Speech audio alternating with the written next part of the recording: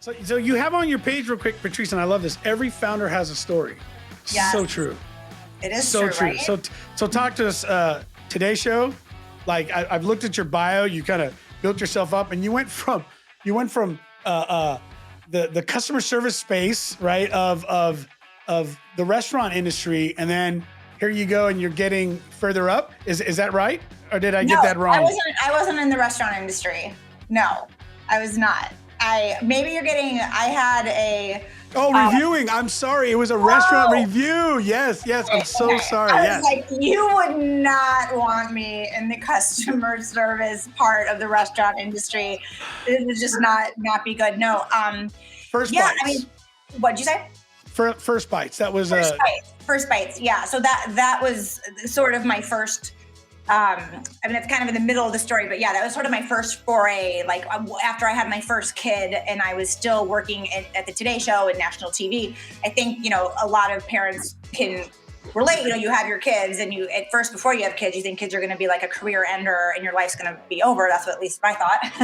But when I had my kids, it actually kind of sparked this whole other path an entrepreneurial path. And so the First Bites was one of the first sort of side hobbies I had when I was in corporate America that I really think kind of launched like an entrepreneurial path, if you will. Got it. And so you started coming up from a digital journalist, and that was originally with NBC. Is that right?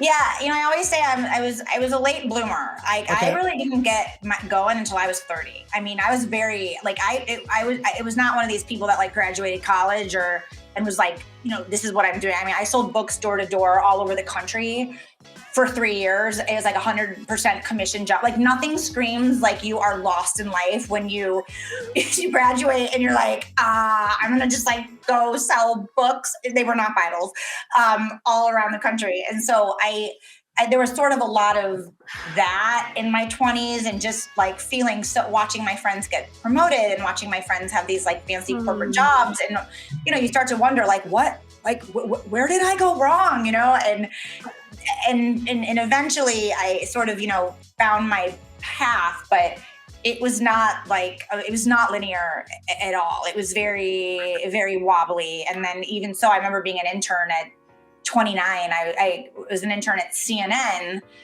and I remember being so embarrassed because, interns aren't 29, interns are 22, they're 21, they're 20. And I remember there was a very poignant moment when someone asked me how old are you? Or like, they just assumed I was younger. And I remember at that moment, it was like this like shameful feeling like, God, I am so late to the party. And like, I am not, I should be, people that were younger than me were my bosses. So it was just like this really odd start. And then once I got my foot in the door at NBC in New York, things kind of moved along.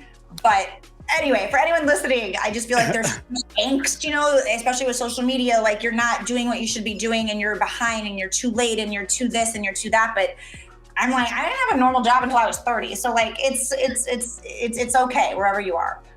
I think it's interesting because just even the way you're coming into that, I cannot tell you how many amazing people we meet that have reached a certain level of success in their life is really focused in. They almost all have very similar stories. And I think it's really interesting because one of the things that I try to teach the young people that work for us is that your 20s are not for you to figure it out. Your 20s are for you to try everything and make mistakes and get yourself prepared, because I don't know, I personally believe that you being in your later 20s had a lot to do with you being able to scale yourself a lot faster, especially those door-to-door sales. I'll tell you what, 3 years being able to put up with that and learning how to deal with that. There is a special place for those of us who've had to do door-to-door sales. I know. I'm just saying. No, it's so true. And ironically, it's how I got my first job at NBC. And true story, one of the guys who's still a mentor, he's not at the company anymore, but I remember I managed to get an interview for this position at NBC, and I was woefully underqualified, like woefully. Like the position I was going for like the skill set I like didn't really have. I was kind of coming fresh out of an internship. I was at Bloomberg TV for a hot minute. That was a pretty terrible job.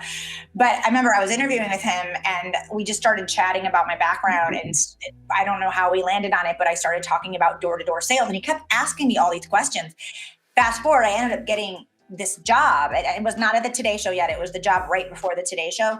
And he hired me and he said, he goes, when you said that you went door to door, you know, and I'm talking like door to door in like Texas, door to door in like small town Florida. Like, I mean, it was just not, you know, these are not like metropolises. Like I was like kind of plunked in the middle and it's like, go, you know, he goes, I could teach you how to shoot. I could teach you how to edit video. I could teach you how to write scripts, but you can't really teach someone how to go door to door and then like. No, I'm not kidding. When I say that, I mean it. Like I have been in and out of operations and sales most of my life. There is something you learn, and getting beat up like that, going through that and getting beat up like that, you cannot learn that in any other environment than out there. And it creates something in you that just develops something very special. Like I said, so I'm not shocked that that was part of your prerequisite into coming into where you are today.